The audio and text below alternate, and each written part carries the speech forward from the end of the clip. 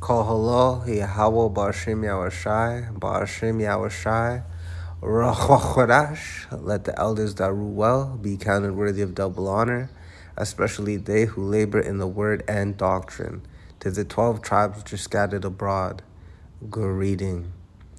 All right, Wagwan, Wagwan. So on Friday, I was covering a story through the power of Yahweh, Bashim Yawashai, and I was, it's read that China had plans to launch three motherfuckers to space to work on one of their space stations because we know that they have exceeding pride. They think they're going to be the next superpower. They really believe that their way of life is just the pinnacle of life, despite the fact that they model their whole way of life off Esau, which is the biblical name of the so-called white man. We know China's biblical name is Moab.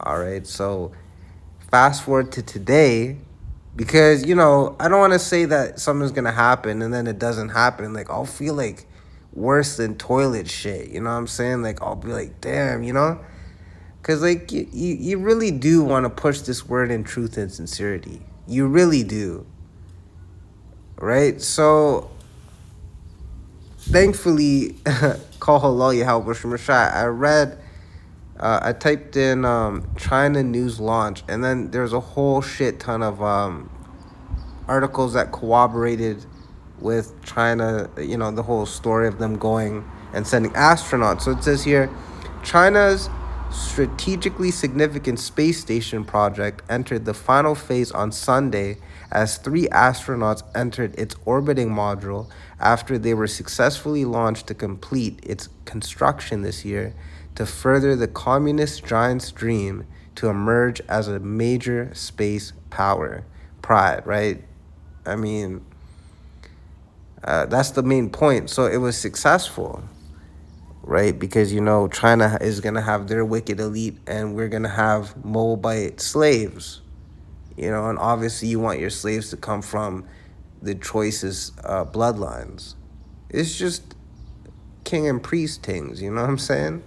So we're going to get Yeremia, which is the Paleo Hebrew, or the Lashon Kodash way of saying Jeremiah, chapter 48, verse 16, the calamity, which is just another way of saying destruction of Moab, which is the biblical name of the Chinese, is near to come, right? Because China is still operating, so clearly this is a prophecy that has not happened yet. You know what I'm saying? Because when the nuclear shots are traded, China's going to get hit too. You know what I'm saying? Yahweh will Yahushai absolutely detest every single ounce of pride. If you have even just an iota of pride, you're resisted. So, Moab is exceeding pride. So what happens when you're exceedingly prideful? Well, look at what's going to happen to Esau. Their house is going to be for stubble, pertaining to Obadiah 1 and 18. And now we're reading that Moab, their houses are going to be for stubble because they're going to go into slavery, but that's all they're going to be is slaves. Like, they're going to be practically, like, pretty much the best way to put it is they're like the second worst from being Edomites. You know what I'm saying? That's how it is.